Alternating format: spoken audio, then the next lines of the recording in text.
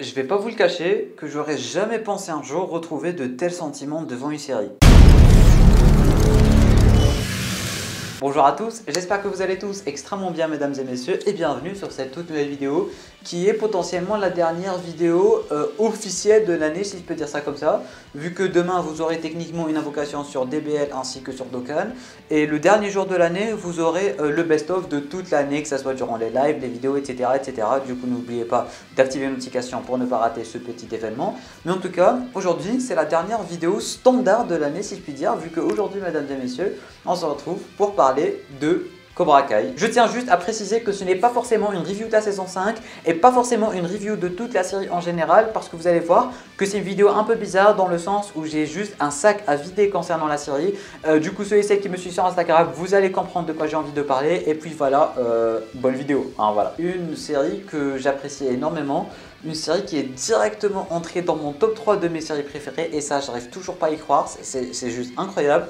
Une série qui arrive à me faire ressentir des émotions que ça fait vraiment longtemps que j'ai pas ressenti devant une série, dans le sens où je me suis mis à stresser devant une série. Ça m'arrive jamais, ça m'arrive littéralement jamais de stresser devant une série, mais Cobra Kai c'est le genre de série qui arrive à me faire stresser une fois chaque 2 jours. Dans le sens où chaque 2 jours je termine une saison, chaque milieu de saison et chaque fin de saison, les mecs ils arrivent à te faire stresser à un niveau incroyable. Genre vraiment, mon cœur il bat à 10 000 à l'heure, dans le sens où tu sais jamais ce qui peut se passer, dans le sens où durant un combat, durant une finale, durant un tournoi ou même durant un combat à mort, tu sais jamais ce qui peut se passer. Là par exemple, je viens de terminer à peine la saison 5 et du coup techniquement je viens de terminer la série pour l'instant. Durant le dernier épisode, j'ai flippé à mort, dans le sens où je savais pas si Johnny allait crever ou pas, dans le sens où je savais pas si Silver allait crever ou pas, dans le sens où bref, tu vois le délire, tu te mets devant un combat, les mecs ils arrivent à faire des ralentis dans le sens où ils arrivent à te teaser quelque chose et finalement ça arrive pas. Les combats ils sont archi fluides, archi bien chorégraphiés et durant tous les seasons finales je stresse à mort. Je sais pas si vous ça vous arrive, mais moi je me suis tellement attaché au personnage et ça aussi ça fait longtemps que ça m'est pas arrivé. Je me suis tellement attaché au personnage que je flippe à mort durant un combat. Des fois, je sais même pas de quel côté je suis. Pour vous dire, des fois, je sais même pas de quel côté je suis et je sais même pas en fait qui j'aimerais voir gagner. Et c'est ça qui est le plus important. Et ce qu'ils arrivent à nous faire ressentir, c'est juste fou, c'est juste incroyable. Par exemple, si on prend les saisons précédentes, là où il y avait les tournois par exemple. Là où il y avait les tournois, ils arrivaient à nous faire ressentir une certaine pression incroyable, dans le sens où plus on avançait dans le tournoi, plus il y avait de personnes qui étaient éliminées et quand on arrivait à la finale, demi-finale et quart de finale, on savait pas trop ce qui se passait, on était limite des spectateurs, on était limite avec la foule en fait, à acclamer les gens et à être super stressé, on ne savait pas forcément sur quel pied danser. Franchement, ça m'est arrivé des centaines de fois. Hein. Devant la série, ça m'est arrivé des centaines de fois. Je ne savais pas où me placer. Mon cœur, il battait à 10 000 à l'heure. Ils arrivaient vraiment à nous faire ressentir un certain suspense en fait. Dans le sens où on ne sait jamais qui va gagner. Des fois, tu te dis, ouais, lui, il va gagner. Oui, il est plus fort. Là, ceci, là, cela. Non, avec Cobra Kai, pas du tout. Je ne sais pas si c'est le gentil ou le méchant qui va gagner. Ou les deux gentils ou les deux méchants qui vont gagner. Je ne sais pas si vous comprenez ce que je veux dire. Dans le sens où ils arrivent vraiment à nous faire ressentir et à instaurer un suspense incroyable.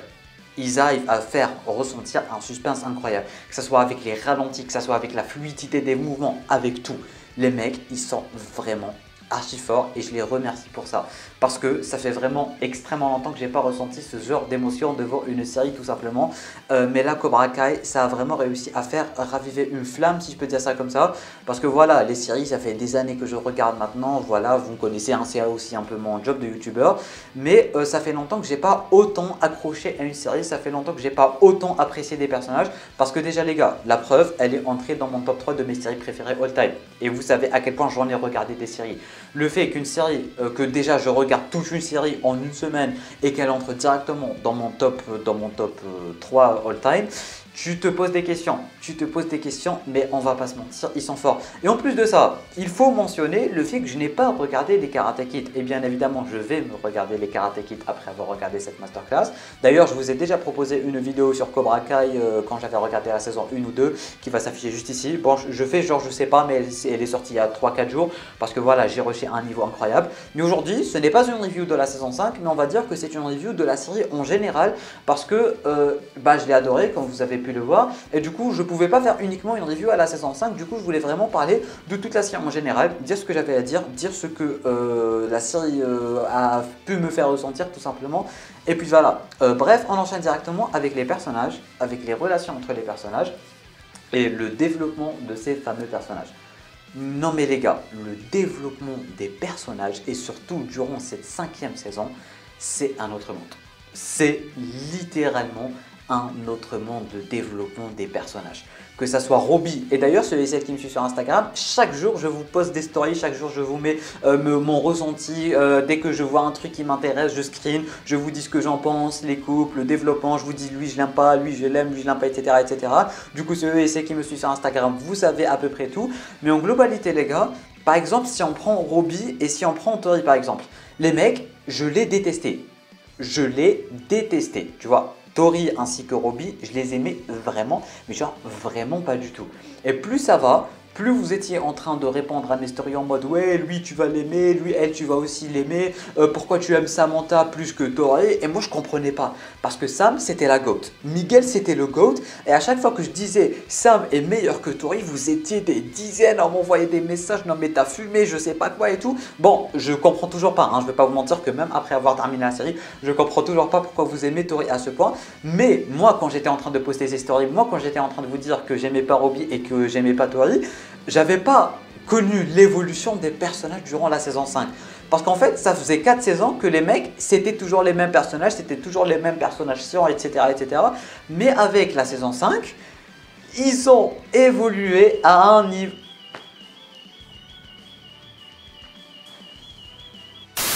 Je disais, Tori et Robbie, leur évolution et leur développement de personnages, c'est un autre niveau. C'est très clairement un autre niveau. Durant la saison 5, j'ai tellement apprécié avoir Robbie ainsi que Tori sur écran. C'est un truc de malade. Dans le sens où Robbie, il s'est posé des questions, il s'est remis en question tout simplement à la fin de la saison 4 quand il a commencé à coacher ce nouveau mec et tout. Et du coup, plus ça va, plus il était en train de changer. Après, à la fin de la saison 4, il est parti parler à son père. Début de saison 4, il y avait Johnny qui voulait absolument, mais absolument que ses deux enfants, si je peux dire ça comme ça, se côtoient tout simplement, se pardonnent, deviennent des potes tout simplement. Et la façon dont il est arrivé, elle est incroyable. Il a tout essayé. Le mec, il a essayé des escape games, il a essayé des voyages, il a essayé des restaurants, il a tout essayé. Après, ça n'a pas marché. Il y a eu Daniel, il est arrivé, il lui a dit soit Johnny pour une fois. Qu'est-ce qu'il a fait? Il leur a dit battez-vous. Et ils se sont battus, tout est bien qui finit bien et c'était incroyable. C'était juste incroyable. Le fait de voir Robbie ainsi que Miguel devenir des frères, si je peux dire ça comme ça, le fait d'avoir cette alchimie entre Robbie et Miguel, le fait de les voir s'auto-pardonner et tout, c'était juste fou. Non mais je vous jure les gars, quand j'étais en train de regarder la série, je stressais à fond durant tous les épisodes en fait. À chaque seconde j'étais en train de stresser, je me posais des questions, je voulais des trucs, je voulais voir des trucs arriver. Et je vous jure que ça fait longtemps, mais genre vraiment longtemps que ça m'est pas arrivé devant une série. C'est vrai que dans mes débuts des séries etc, quand j'étais vraiment tout petit, ça m'arrivait parce que j'étais petit et je comprenais pas forcément tout. Et du coup je m'en foutais un peu de tout. Tout ce que je voulais c'est voir ceci, voir cela. Mais en grandissant, il y a beaucoup de choses en fait que tu comprends. Il y a beaucoup de choses que tu vas voir d'une façon différente et tout. Et Cobra Kai en fait, tellement la série elle a une qualité exceptionnelle, ça m'a fait retomber quand j'étais petit dans le sens où je veux faire ceci, je veux voir cela, ceci me donne des frissons, cela me donne des frissons, etc. etc.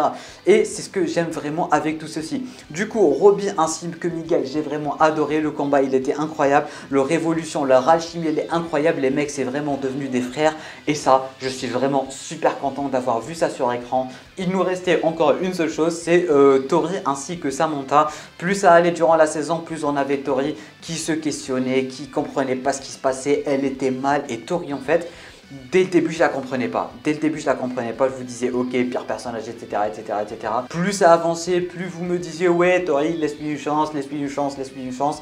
Mais il fallait être patient pour cette chance quand même les gars. Il fallait vraiment être patient parce qu'avec la saison 5, la remise en question, le fait qu'elle voulait plus être une Cobra Kai, le fait qu'elle avait gagné le tournoi juste comme ça, sa mère, Samantha, bref, tout qui lui remontait dans la tête. Et Tori c'est une personne bien. Tori c'est une personne archi bien, elle s'est excusée devant Samantha, elle a fait la paix avec Samantha, tout est bien qui finit bien en fait. Et ce que j'ai vraiment adoré avec cette saison 5, c'est que tout est bien qui finit bien de tous les côtés et ça fait extrêmement plaisir. Parce que les gars, vous, encore une fois, vous l'avez vu sur Instagram, mais Miguel ainsi que Samantha, nommés, les gars, je vous jure, mon cœur c'était les montagnes russes. Mon cœur c'était les montagnes russes, c'était incroyable. Ils sont ensemble, ils rampent, ils sont ensemble, ils rampent. Miguel fait une connerie, Samantha fait une connerie, Miguel n'est pas là pour Samantha, Samantha n'est pas là pour Miguel. À chaque fois, dans mon cœur, c'était les montagnes russes. Je vous jure les gars, c'était abusé. C'était abusé. Et le truc en fait, c'est qu'ils étaient tellement mignons, mais à un niveau incroyable. À chaque fois qu'ils sont tous les deux sur écran, on ne peut pas s'empêcher d'avoir des émotions incroyables. Ils vont se parler, on ressent une certaine étincelle et après un des deux va faire n'importe quoi, un des deux va vouloir rompre, etc. etc. Avec la saison 5, il y avait Miguel qui était parti au Mexique pour retrouver son père. Il n'était pas là pour le tournoi de Sam. Du coup, ça a créé des tensions dès le jour J. Miguel, il est rentré, il voulait revoir Sam, il lui a envoyé un texto. Il lui a acheté, non mais les gars, le pendentif, le collier avec le poulpe là, non mais qu'est-ce que c'était symbolique. Je vous jure, j'avais les larmes aux yeux. Je vous jure, j'avais les larmes aux yeux. Il est parti lui donner le collier. Il était super content. Et là, elle a rompu avec lui. Il a laissé le collier. Je vous jure, j'attendais une seule chose, c'est de voir Samantha rattraper le collier.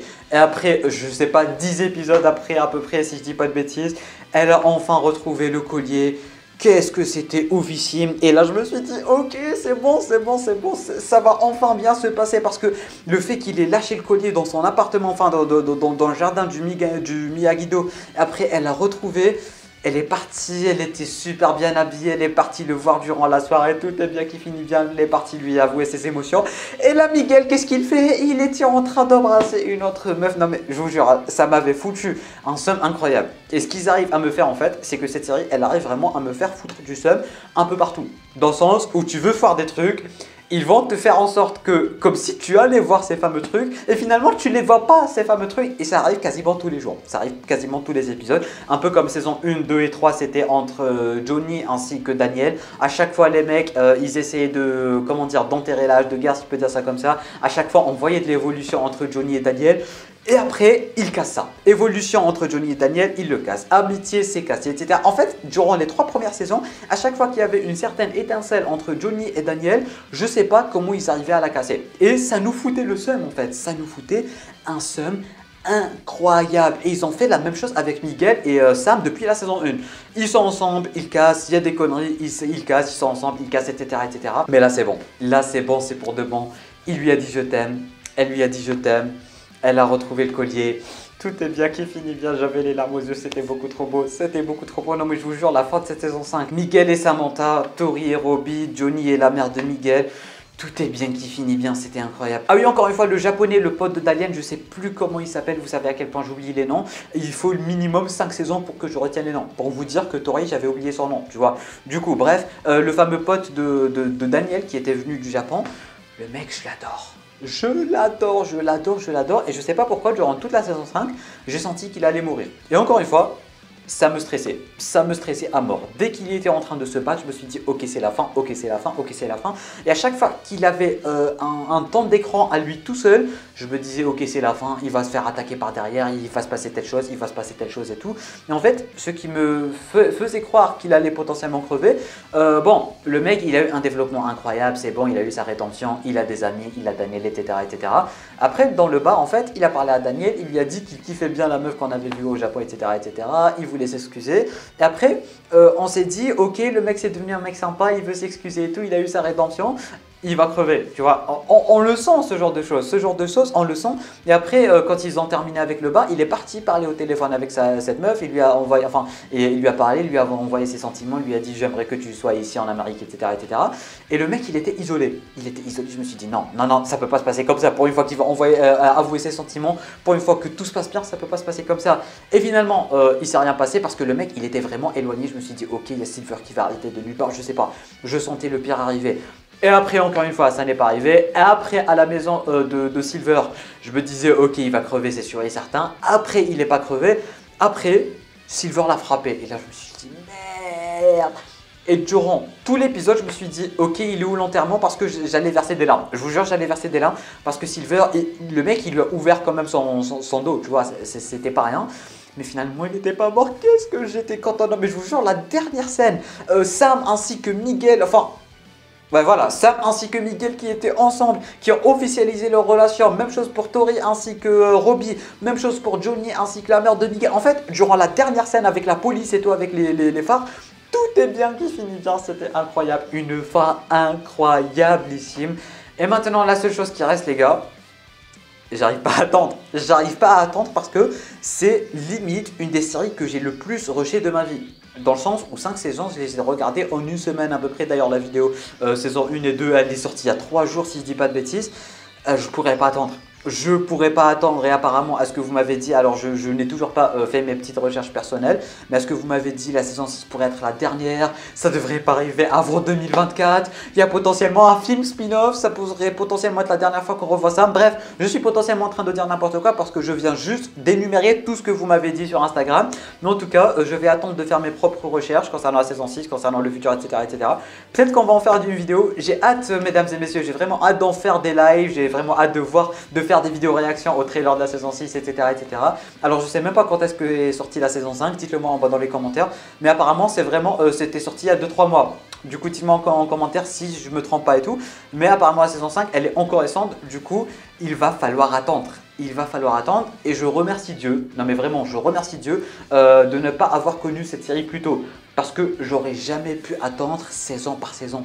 J'aurais jamais pu attendre saison par saison. Il nous laisse des cliffhangers incroyables à chaque fin. À chaque fois, il se passe des dingueries. À chaque fois, je ne peux pas attendre 1 an, 2 ans. À chaque fois, je ne peux pas attendre 1 an, 2 ans. C'est abusé. Je ne sais pas comment vous faites. Je ne sais pas comment vous faites parce que là, je ressens un manque incroyable. Je ressens un manque incroyable. Et d'ailleurs, je vous le dis, il y aura des posters Cobra Kai qui vont arriver. Non, Cobra Kai, c'est bon. C'est le sang de la veine. C'est un banger. C'était un truc incroyable. Il y aura potentiellement plus de vidéos Cobra Kai. Alors, je ne sais pas ce qu'on va faire durant cette vidéo, mais Cobra Kai, ça va vraiment pas mourir sur la chaîne. Ça va vraiment pas mourir. En tout cas, je tiens vraiment à remercier tous ceux et celles qui m'ont poussé à regarder la série, à commencer par ce bon vieux pote, lui un chill. Merci à toi, lui, si tu passes par cette vidéo. Il m'a vraiment harcelé pour regarder la série. Je l'ai enfin regardé et c'est un bugger et c'est une drogue. Hein, cette série, je ne vais pas vous mentir que c'est vraiment une drogue. Je remercie aussi tous ceux et celles qui n'arrêtaient pas de me harceler sur Instagram. À chaque fois, je vous mettais un sticker. Qu'est-ce que je regarde? Regarde Cobra Kai sur les lives. Regarde Cobra Kai. J'ai enfin fini par regarder Cobra Kai. Et d'un côté, je vous en veux. D'un côté, je vous jure que je vous en veux. D'un côté, j'ai envie de vous frapper. Je vais faire comment pour attendre la saison 6 mois après? Bref, merci à tous, merci à toutes d'avoir regardé cette vidéo jusqu'à la fin. C'était vraiment une vidéo que j'ai tournée avec amour, avec hype et surtout avec passion. Parce que cette série, c'est le sang de la veine, comme j'étais en train de dire. Cette série, elle est incroyable. Encore merci de me l'avoir conseillé. Encore merci d'exister, Cobra Kai. Merci à Samantha d'exister aussi. Merci à Miguel et Samantha d'exister aussi. Parce que je vous jure, ça me donne le sourire. C'est une série qui me donne le sourire, qui me donne du stress, qui me procure des émotions que je ne ressens plus devant des séries. Franchement, Cobra Kai, c'est un banger. Et si vous ne l'avez toujours pas regardé, allez regarder, je vous jure, allez regarder. Bref, merci à tous, merci à toutes d'avoir regardé cette vidéo. Tu peux t'abonner à la chaîne YouTube ainsi qu'activer les notifications en cliquant juste ici. Tu peux regarder notre vidéo en cliquant juste là. Moi, je vous dis à très bientôt pour une toute nouvelle vidéo. C'était Namiad, portez-vous bien.